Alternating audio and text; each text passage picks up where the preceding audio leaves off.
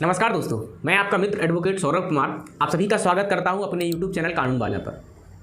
उम्मीद है आप सभी लोग अच्छे होंगे। इस वीडियो में हम लोग बात करेंगे मुख्य न्यायमूर्ति डीवाई चंद्रचूड़ के उस फैसले की जो उन्होंने अपने रिटायरमेंट से तुरंत पहले लिया है। जिस तरीके से उन्होंने भारतीय जुडिशरी को एक नया चेहरा, एक नया आयाम दिया है, वो बहुत महत्वपूर्ण है। डीवाई चंद्रचूड़ के द्वारा दिए गए फैसले के अनुसार भारत का कानून अब अंधा नहीं है। इसके बाद उन्होंने आगे कहा है कि पुरानी मूर्ति में दिखाया गया अंधा कानून वर्तमान समय के अनुसार सही नहीं है, इसलिए ये बदलाव किए गए हैं। सीजेआई चंद्रचूड़ ने माना कि अब औपनिवेशिक विरासत से आगे बढ़ने का समय आ गया है। इसके साथ साथ उन्होंने ऐसे बहुत से फैसले लिए हैं अगर जो न्याय की देवी का प्रतीक है, आंखों पर पट्टी, हाथ में तलवार, एक हाथ में तराजू, तो ये न्याय का प्रतीक आया किस देश से, इसका क्या इतिहास है, किस देश से ये भारत में आया, सबसे पहले इसकी उत्पत्ति किस देश में हुई, किसने न्याय के प्रतीक को इस तरह से बनाया।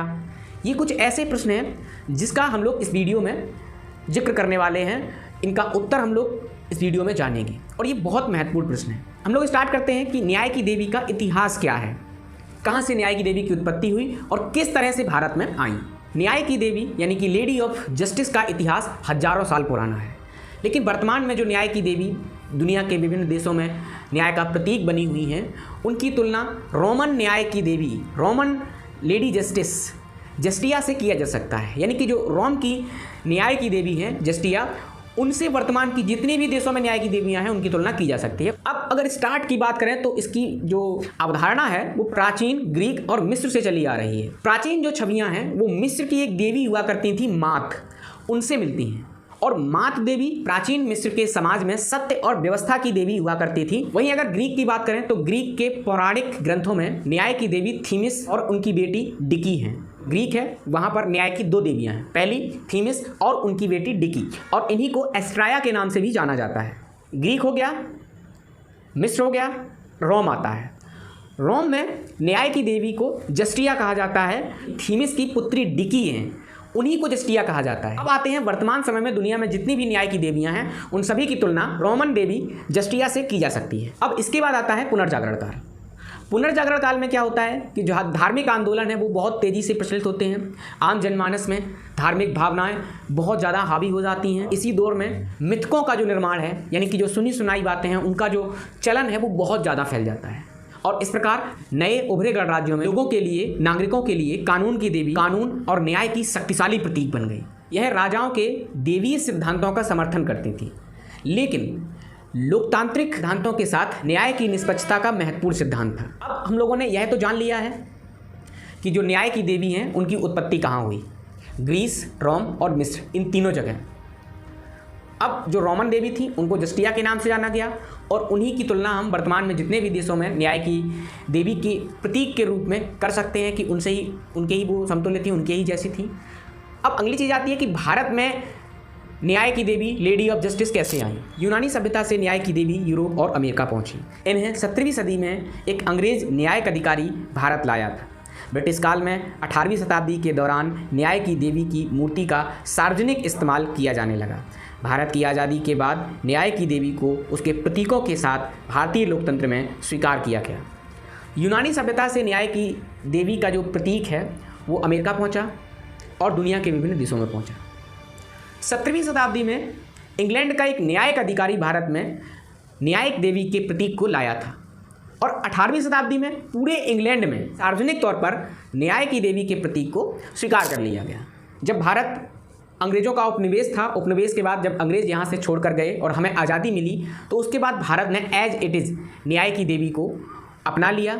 अब न्याय की देवी के जो प्रतीक हैं उनमें क्या क्या चीज़ें आती हैं, अगर आप लोग ध्यान से देखेंगे तो जो लेडी ऑफ जस्टिस हैं उनके एक हाथ में तराजू होती है। तराजू का क्या मतलब होता है? तराजू निष्पक्षता और कानून के दायित्व को अदालत में पेश साक्ष्य का तौलकर परीक्षण करने को दर्शाती है। कानूनी मामले में प्रत्येक पक्ष को देखा जाना चाहिए और न्याय करते समय तुलना की जानी चाहिए। तो तराजू निष्पक्षता को दर्शाती है, बिना किसी पक्षकार की ओर देखते हुए कि उनके द्वारा जो न्यायालय में सबूत पेश किए गए हैं वो किसके सबूत मजबूत हैं, किसके सबूत कमज़ोर हैं, कौन सच बोल रहा है और कौन झूठ बोल रहा है। दूसरा प्रतीक है तलवार। तलवार किसका प्रतीक है? तलवार शक्ति, संपन्नता और सम्मान की प्रतीक है। इसका अर्थ है कि न्यायालय अपने फैसले पर कायम है और कार्रवाई करने में सक्षम है।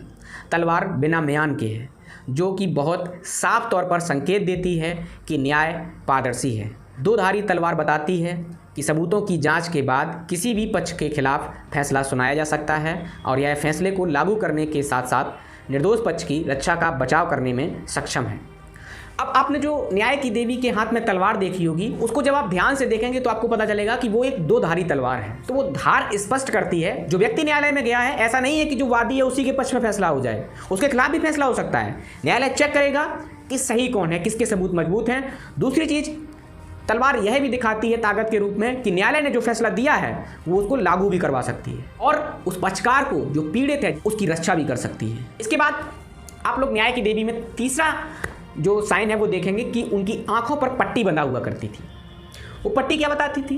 न्याय की देवी की आंखों पर पट्टी पहली बार 16वीं शताब्दी में दिखाई गई थी। तब से इसका इस्तेमाल कई स्थानों पर किया जाता रहा है। आंखों पर पट्टी कानून की निष्पक्षता और वस्तुनिष्ठता की प्रतीक है। इसका यह भी अर्थ है कि फैसले राजनीतिक, धन या समृद्धि जैसे कारणों से प्रभावित नहीं होते। तो जो न्याय की देवी की आंखों पर पट्टी हुआ करती थी वो स्पष्ट रूप से कहती थी कि न्यायालय या न्यायिक अधिकारी किसी भी व्यक्ति के धन, दौलत, पद, ओहदे से प्रभावित नहीं होता। वो नहीं देखता कि कौन ऊंचा है, कौन नीचा है, कौन अमीर है, कौन गरीब है। तो ये तीन प्रमुख प्रतीक हुआ करते थे: तराजू, तलवार और आंखों पर पट्टी। इसी के संबंध में जो भारत के मुख्य न्यायमूर्ति हैं DY चंद्रचूड़ ने बहुत ही महत्वपूर्ण फैसला लेते हुए कहा है कि जो न्याय की देवी के प्रतीक हैं, चिन्ह हैं, उनमें बदलाव करने की आवश्यकता है, क्योंकि वर्तमान परिस्थितियों के हिसाब से कानून अब अंधा नहीं हो सकता। कानून स्पष्ट दृष्टिपात करेगा उन सबूतों पर, उन साक्ष्यों पर, उन व्यक्तियों पर जो न्यायालय में आए हैं, कौन गलत है, कौन सही है। तो जो तराजू है वो हाथों में बरकरार है, लेकिन दूसरे हाथ में जो तलवार थी उसको हटा करके भारतीय संविधान आ गया है और जो न्याय की देवी के जो कपड़े थे, परिधान था, जो साड़ी है, उसमें वो नजर आए।